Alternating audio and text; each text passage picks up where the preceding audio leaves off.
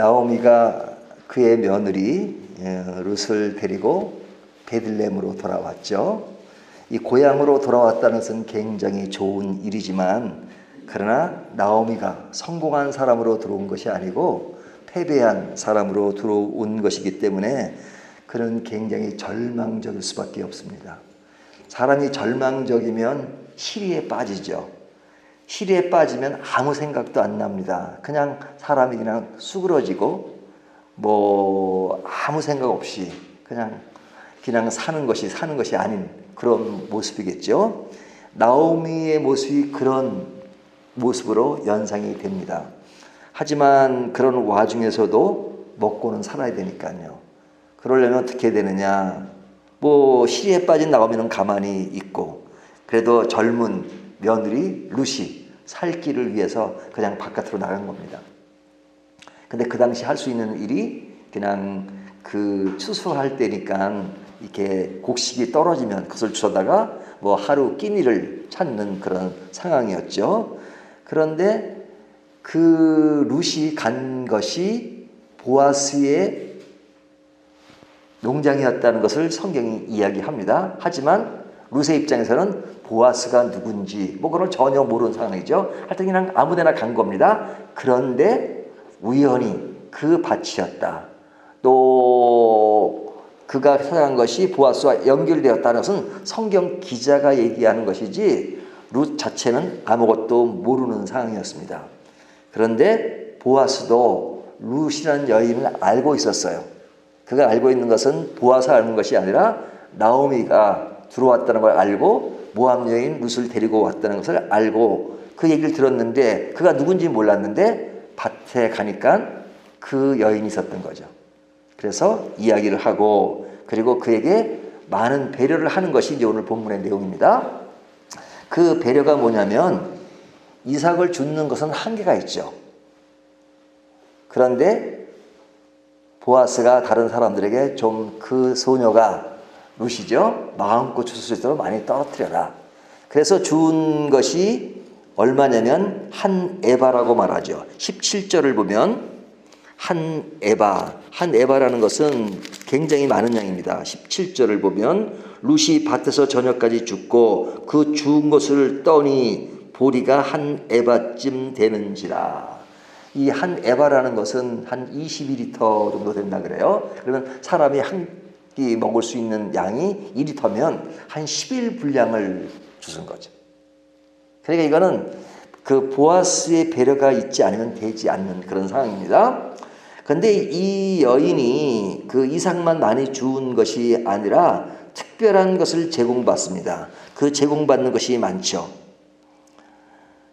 거기 보면 이제 먹을 것을 충분히 줍니다. 14절을 보시면요, 식사할 때 보아스가 룻에게 이르되 이리로 와서 떡을 먹으며 내 떡 조각을 초에 찍으라 하므로 룻이 곡식 빼는 자 곁에 앉으니 그가 볶은 곡식을 주매 룻이 배불리 먹고 남았더라.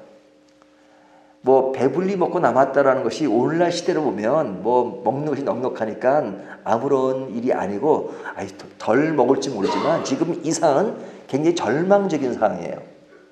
절대 빈곤에 있는 상황인데, 그래서 먹을 것을 찾기 위해서 이삭께로 간 건데, 가서 어떤 사람을 만나게 되고 그리고 많은 것을 얻게 되고 또 그 안에서 배불리 먹게 되는 그런 상황이 벌어진 겁니다. 그러니까 아마 룻의 입장에서는 얼떨떨했을 거예요.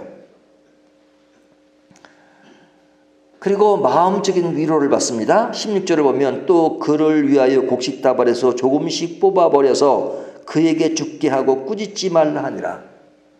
그거 듣는 사람은 천대받을 그런 상황인데 또 이방 여인이니까, 근데 그를 꾸짖지 말고 그리고 떨어뜨려서 그가 충분히 죽을 수 있도록 하라 하는 것은, 이것은 어떤 그 외형적인 보충만 되는 것이 아니라 마음으로, 정신적으로 굉장히 위로가 되는 상황이었잖아요. 그러니까 이 여인은 정말로 아주 심한 절대 빈곤 속에서 그 얻은 것이 마치 꿈을 꾸는 듯한 그런 느낌이었을 겁니다. 너무너무 기분이 좋지 않았겠어요?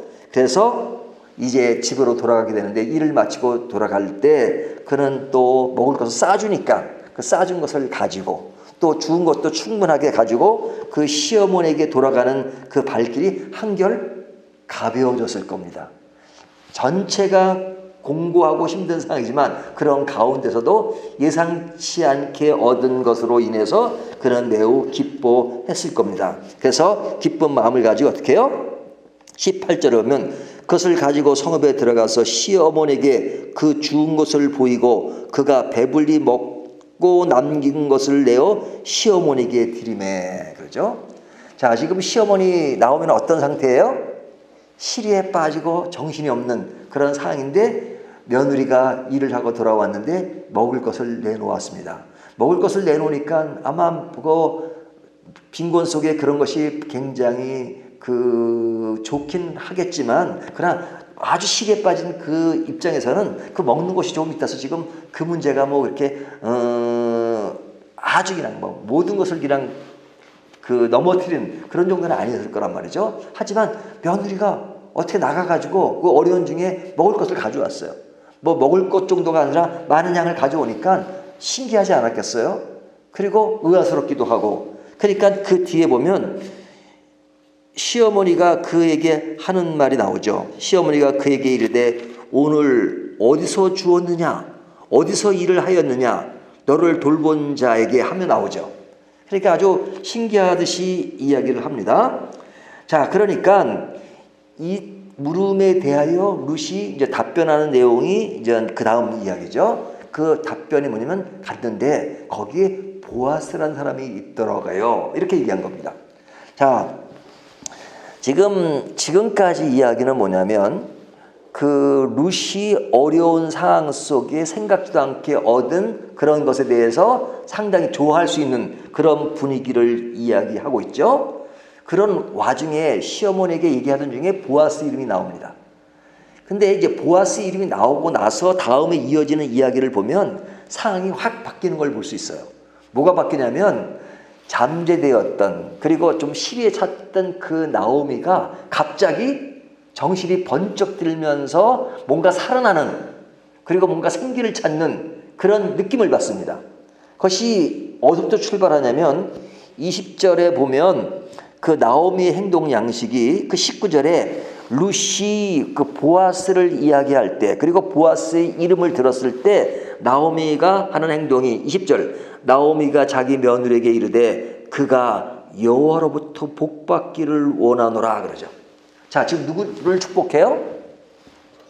보아스를 축복하죠. 근데 이 나오미가 베들레헴 땅에 들어올 때 사람들이 나오미에게 굉장히 반갑게 인사를 하죠. 나오미가 아니냐?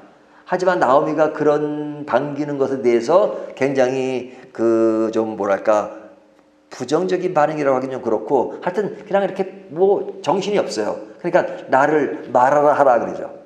내가 지금 실패하고 돌아왔는데 뭐 그렇게 불러주는 것이 지금 그렇게 좋지 않아요. 그런데 시리에 빠졌던 그 나오미가 보아스 이야기를 듣고 그를 축복하는 것을 보면 그가 지금 뭔가 지금 확 달라지는 모습을 보죠. 지금 정신으로 지금 자기에게 무슨 말을 걸어도 지금 반응을 보이지 않던 그녀가 지금 남을 축복합니다. 보아스를 축복합니다. 그에게 하나님이 복 주시기를 원하노라 이렇게 이야기합니다. 자, 그 정도를 떠나서 여기 보면 그 다음 이야기가 그가 살아있는 자와 죽은 자에게 은혜 베풀기를 그치지 아니하고 그에게 복을 빌어줄 뿐 아니라 살아있는 자와 죽은 자에게 은혜 베풀기를 그치지 아니하도다. 지금 산자와 죽은 자를 얘기해요. 산자가 누구예요? 나오미, 룻. 죽은 자가 누구예요? 남편 엘리멜렉, 또 아들 기룡과 말론 다 죽었잖아요. 근데 그 죽은 사람이 뭐 살아나는 건 아니죠. 하지만 죽은 자에게 복 있기를 원한다는 그 말, 은혜 있기를 원한다는 말은 뭐냐면 그 집안의 어떤 그 흐름은 어떤 남자의 어떤 족보를 통해서 이렇게 이어지잖아요. 거기에는 재산도 있었을 것이고 자기 것도 있었는데 지금 그 땅을 떠나면서 다 이제 자기 것이 안 된 그런 상황이었잖아요. 그러니까 찾으려면 그 남편이 있어야 되거든요. 그런데 이 보아스를 통해서 그런 것을 찾을 수 있는, 그 집안의 어떤 그 무너졌던 것을 회복할 수 있는 그 상황이 되었다는 거죠. 그러니까 지금 나오미에게는 지금 보아스를 통해서 그를 축복하고 그리고 집안이 다시 회복될 수 있는 가능성을 지금 찾은 겁니다. 그래서 죽은 자와 산 자에게 은혜 베풀기를 원한다 하는 이야기를 하죠. 그리고 21절에 21절인가요? 그 앞에 20절이네요. 그 앞 뒤에 보면 나오미가 또 그에게 이르되 그 사람은 우리와 가까우니 우리 기업을 물을 자 중에 하나니라. 그러니까 기업을 물은다는 것이 지금 얘기한 것처럼 그 집안이 다시 회복될 수 있는 그런 상황에 놓여 있다는 겁니다. 그러면서 하는 말이 22절 나오미가 며느리 룻에게 이르되 내 딸아 너는 그의 소녀들과 함께 나가서 다른 밭에서 사람을 만나지 아니하는 것이 좋으니라 하는지라. 이제는 룻에게 어떤 삶의 그 지시를 합니다. 그러니까 어떻게 하라. 이제는 그 소녀들만 만나고 다른 그 남자들을 만나지 마라. 이런 얘기합니다. 그러니까 지금 그 나오미에게는 보아스가 자기 집안의 기업을 물러주고 그 다음에 그 룻과의 결혼이 되어야지만 그것이 가능하잖아요. 그러니까 그런 것을 염두에 두는 거죠. 그러니까 그냥 모든 것이 그냥 아주 그냥 굉장히 빠르게 돌아갑니다. 근데 이런 말을 들은 룻의 입장에서는 잘 모르죠, 사실은. 그렇지만 룻의 반응이 어떻습니까? 23절 이에 룻이 이에라는 말은 그냥 그 말에 순종했다는 거죠. 예? 그러나가 아니라 이에 룻이 하면서 그 룻의 행동이 나오죠. 그러니까 잘 모르지만 시어머니가 하는 것에 대해서 따라가는 그 모습이 나옵니다. 자, 이것이 이제 오늘 본문 내용이에요. 내용인데 여기 이제 두 가지 양상이 있습니다. 하나는 룻의 입장에서 볼 때는 예상치 않게 얻은 식량에 대해서 기뻐하고 아주 좋아하는 그런 모습이죠. 그러니까 사람이 절대적 빈곤에 있을 때 그냥 나에게 주어지는 돈, 양식 그런 것이 나에게 기쁨을 줄 수 있죠. 내가 아주 어려운 상황에 놓이는데 누가 나에게 도와준다면 그거 기쁜 거잖아요. 그 정도의 기쁨을 가지고 있는 겁니다. 하지만 나오미는 시리에 빠졌지만 보아스의 이름을 듣고 확 달라집니다. 그리고 그가 생각하는 것은 그 집안의 기업을 물을 자를 생각하고 집안이 다시 회복될 수 있다는 것을 생각합니다. 이 기업을 물은다는 것은 고엘제도라는 것이잖아요. 그러니까 남자가 없어지면 그 아내가 또 다른 그 친척과 결혼해서 동생이 될 수도 있고 그래서 그 집을 이어가는 것을 고엘제도라고 하는데 그런 가능성을 지금 바라본 것이죠. 자, 이것이 오늘 내용인데 이것에서 우리가 적용할 수 있는 부분이 뭡니까? 우리가 기대하는 신앙, 그 정도가 어떠냐, 그 스케일이 어떠냐, 우리가 지금 당장 먹고 사는 문제만 집착하면 항상 그 안에서 해결되는 것을 기뻐합니다. 하지만 내가 비록 빈곤한 상황에 놓여 있다 할지라도 단순히 먹는 것만을 극복하는 것이 아니라 그 이상의 것을 극복할 수 있는 그 길은 뭡니까? 나오미는 사실은 룻보다 더 시리에 찾았어요. 하지만 보아스라는 이름을 듣고 그가 확 달라졌잖아요.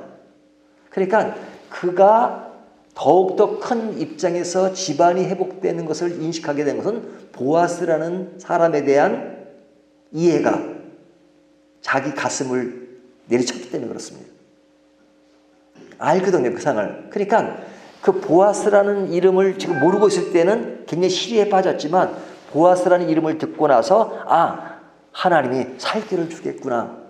단순히 식량 정도를 얻는 것이 아니라 집안이 다시 살아날 수 있는 것을 지금 생각하잖아요. 그러니까 우리 신앙 스킬이라는 것이 뭐냐면 내가 당장 먹고 사는 문제를 바라보는 것과 또 보아스를 통해서 새롭게 되는 것을 바라보느냐에 따라서 그 신앙의 스킬이 완전히 달라질 수 있죠. 그래서 오늘 주는 말씀이 뭐냐면 우리가 시리에 찰 때 사실은 무엇을 바라보느냐에 따라서 우리의 신앙의 스킬이 달라질 수 있다는 것을 보여줍니다. 우리가 예수를 믿으면서 내가 예수 믿으면서 그냥 뭐 내 생활이 안정되고 또 나에게 넉넉한 수입이 된다는 것에 초점을 두고 신앙생활을 한다면 항상 그 수준에 머물러 있을 수밖에 없습니다. 하지만 그 신앙의 범위가 그것이 아니라 더욱더 하나님이 나의 구세주고 나를 구원해 주시고 그리고 나를 통해서 하나님이 하고자 하는 일이 무엇인가 그리고 순종하는 길이 무엇인가 하는 쪽에 더 생각을 한다면 우리의 신앙의 스케일은 더 큰 것이죠. 그래서 성경은 이렇게 말씀합니다. 무엇을 먹을까 입을까 염려하지 말라. 공중에 나는 새를 보라. 들에 피는 백합화를 보라. 우리에게 필요한 그 양식이 필요 없다는 것이 아니고 절대적 빈곤에서는 그것이 필요하지만 그러나 그런 상황에서도 무엇을 바라보냐에 따라서 우리의 신앙 스케일은 완전히 달라질 수 있다는 것을 보여주고 있는 것입니다. 그렇기 때문에 우리가 시리에 빠진 상태에 있다 할지라도 그냥 더 좁은 것보다는 더 큰 그리스도에게 하나님에게 우리의 신앙을 맡길 때 우리에게 하나님은 더 큰 그런 스케일의 양상을 주신다는 것을 본문이 말씀해 주고 있습니다. 이 말씀을 따라서 우리의 신앙을 보다 넓게 해나가는 저와 여러분이 되시기를 주님의 이름으로 축원합니다.